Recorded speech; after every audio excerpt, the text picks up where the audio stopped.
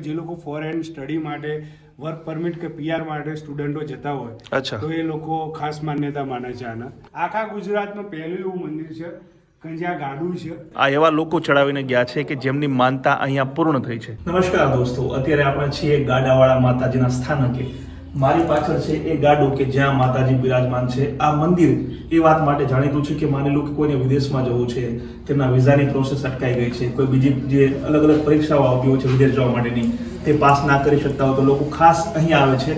માતાજીનું નામ છે ગાડાવાળા માતાજી. તો આ જગ્યા ક્યાં આવેલી છે, આ મંદિરનો ઇતિહાસ શું છે, તમામ બાબતો જાણીશું આ વિડીયોમાં. દોસ્તો, કહેવાય છે ને કે જ્યારે લખેલું હોય ત્યારે જ માતાજીના દર્શન થાય. આ ગાડાવાળા માતાજીના મંદિરનું નામ મેં ઘણા સમયથી સાંભળ્યું હતું, પરંતુ આ મંદિર એક્ઝેક્ટ કઈ જગ્યાએ આવેલું છે તેની મને જાણ ન હતી. માત્ર એટલું ખબર હતી કે મહેસાણાની બાજુમાં કોઈ ગામમાં આ ગાડાવાળા માતાજીનું મંદિર આવેલું છે.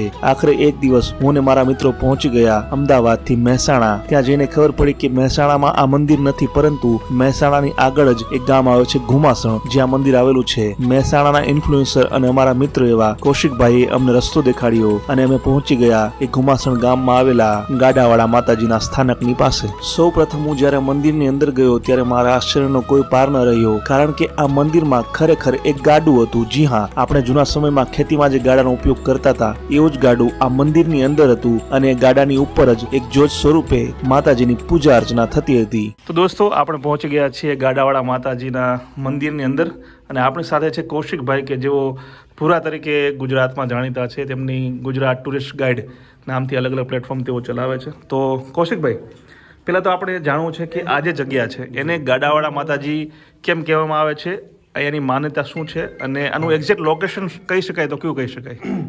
આનું એક્ઝેક્ટ લોકેશન આપણા મહેસાણા અમદાવાદ જે રોડ છે જી, ત્યાં સેફ્રોની જે રિસોર્ટની બાજુમાં જગ્યા છે, તપોવન ઇન્ટરનેશનલ સ્કૂલની બાજુમાં આ ઘુમાસણ ગામ જાય છે, ઘુમાસણ રોડ છે. ત્યાં એક નાનકડું મંદિર આવેલું છે જે ગાડાવાળી માતાજી તરીકે લોકો એટલા માટે પૂજે છે કે અહીંના જે ગામના લોકો હતા પહેલાં, ને દુકાળ ને એ બધી પરિસ્થિતિ પહેલાં થઈ, વર્ષો પહેલાં રોગચાળો ફાટી નીકળ્યો, અને એમાંથી એ લોકો જ્યારે હિજરત કરી, એટલે કે ગામ છોડીને જતા હતા, એટલે માતાજીને કગર્યા કે અમે તમારા હોવા છતાં બી અમારે જવું પડે છે ગામ છોડી.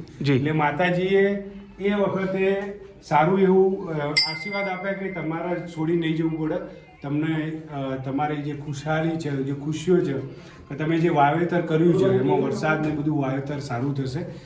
અને એ રીતે માતાજી બધું કહેવાય ને કે લીલોતરી કરી, એટલે અહીંયા લીલા નાળિયેર ચડે છે. અચ્છા, જનરલી આપણે જે સૂકા નારિયેલ હોય એ વધેરતા હોય, પણ અહીંયા લીલા નારિયેલ ચડે છે. અચ્છા, અને લગભગ ગુજરાતનું લગભગ આ પહેલું એવું મંદિર હશે જેમાં ગાડું હશે મંદિરની અંદર. કોઈ મંદિરને આખા ગુજરાતમાં પહેલું એવું મંદિર છે કે જ્યાં ગાડું છે. આ જૂનું ગાડું જે એ લોકો ખેતીમાં ઉપયોગ કરતા હતા એ જ, અને એના જ નીચે માતાજીનું ઉપર બી મંદિર છે, નીચે કરે છે, અને એ લોકો માને છે, અને એટલે જ એમનું નામ ગાડાવાળી માતાજી. દોસ્તો, જ્યારે પણ હું ઓફિસ કે વિડીયો શૂટ માટે બહાર જાઉં ત્યારે તૈયાર થતી વખતે એક વસ્તુ ક્યારેય ભૂલતો નથી, અને તે છે ફ્રેગ્રન્સ એન્ડ ફેશન બ્રાન્ડનું પરફ્યુમ. અત્યારે હું યુઝ કરી રહ્યો છું પેક ઓફ 8 પરફ્યુમનો સેટ, જેમાં લાઇટ થી લઈ સ્ટ્રોંગ સુધીની અલગ અલગ 8 પરફ્યુમ આવે છે. તહેવારોની સિઝનમાં તમને આ મળશે માત્ર 1799 રૂપિયામાં. એટલું જ નહીં, આ સેટ સાથે તમને 30 ml નું એક પરફ્યુમ પણ ફ્રી મળશે. તો નીચે આપેલા નંબર અથવા વેબસાઇટ પરથી અત્યારે જ મંગાવો ફ્રેગ્રન્સ એન્ડ ફેશનનું આ પેક ઓફ 8 પરફ્યુમનો સેટ. તો દોસ્તો, જો આપણે મંદિરમાં જ્યાં પણ આપણી નજર પડશે ને ત્યાં તમને લીલા નારિયેલ આ જે છે તમને જોવા મળશે. આ એવા લોકો ચડાવીને ગયા છે કે જેમની માનતા અહીંયા પૂર્ણ થઈ છે, અને આ છે ગાડું કે જેના નામથી ગાડાવાળા માતાજી જે છે એ આ જગ્યા પ્રચલિત છે. તો આખું તમને દેખાડું તમને કે ભાઈ જેવો આપણે જૂનવાણી ગાડા હતા ગુજરાતમાં, ખાસ કરીને જો મેઇન જે સ્થાનક છે માતાજીનું, તે અહીંયા એક દીવો પ્રજ્વલિત છે, જો તમને દેખાતું હશે. તો મેઇન તો સ્થાનક અહીંયા આ છે, અને ફરતી બાજુ તમને નારિયેલ મોટાભાગના લીલા નારિયેલ જોવા મળશે. એક વૃક્ષ છે જેને તોડ્યા વિના, જેને કાપ્યા વિના આખું મંદિર જે છે તે બનાવવામાં આવ્યું છે. પહેલાંના સમયમાં એવું હતું કે ખાલી ગાડું ખુલ્લું હતું, ખુલ્લા આકાશ નીચે ઝાડવાની નીચે ગાડું હતું, અને માતાજી જે છે અહીંયા બિરાજમાન હતા. પરંતુ સમયાંતરે લોકોના કામ થતા ગયા, એટલે પછી હવે સરસ મજાનું મંદિર બનાવવામાં આવ્યું છે, અને લોકો દૂર દૂરથી અહીંયા જે છે તે આવે છે, અને જે માતાજી છે એના દર્શન કરીને ધન્યતા અનુભવે છે. અને જો પોતાની કંઈ મનોકામના હોય તો માતાજી સમક્ષ જે છે તે રજૂ કરતા હોય છે, અને મોટાભાગના કામ માતાજી કરે છે લોકોના. કૌશિકભાઈ, અંદાજે કેટલું જૂનું હોવું જોઈએ આ મંદિર? કોઈ આનો ઇતિહાસ લગભગ લેખિતમાં તો નહીં હોય, પણ લોકો પૂછતા હોય આજુબાજુના તો. 400 વર્ષ. અચ્છા, જૂનું. પહેલાં તો સાદું હોઈ શકે, અત્યારે પછી સારું બનાવ્યું હશે લોકો. ઓકે, ઉપર છાપરું ઉપર કશું નહોતું. ખેતર જ હતા, ગાડું જ હતું. અચ્છા. બાજુમાં સ્કૂલ બની છે, હમ. ગાડું જ હતું. પછી એમના કુટુંબના લોકોએ હમણાં નાનું એવું મંદિર બનાવ્યું અને આ રિનોવેશન કરેલું છે ઓકે હમણાં જ. ઓકે. અને મેઇન કોઈ માન્યતા માટે કોઈ લોકો અહીં આવતા હોય છે કે ભાઈ ઘણા મંદિરો એવા હોય ને કે ભાઈ માન્યતા માનો, તમે કોઈ બી માનતા માનો, તમારા દિલથી શ્રદ્ધાથી એ Okay. પૂરી થાય એટલે તમે લીલા નાળિયેર પાન ચડાવવા માટે આવી શકો છો. અને દોસ્તો આ જગ્યાનો બીજો ચમત્કાર તમને હું જણાવું.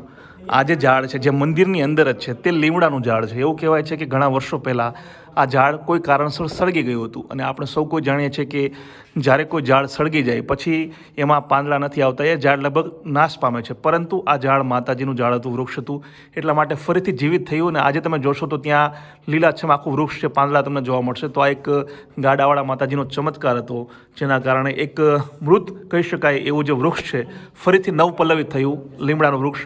અને આજે એ જ વૃક્ષ જે છે તેની ઘટાટોપ છાયાની નીચે આ મંદિર આવેલું છે.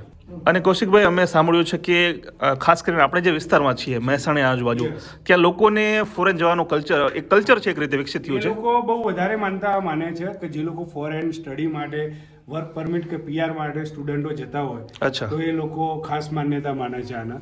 એટલે એ માન્યતા પૂરી થાય પછી એ લોકો અહીંયા દર્શન કરવા અને માતાજીને નાળિયેર ચડાવવા બી આવે છે. ઘણાને વિઝાની પ્રોબ્લેમ હોય, વિઝાની, હા. ઘણાને પેલી એક્ઝામ જે આવતી હોય છે એ પાસ ના થતી હોય છે.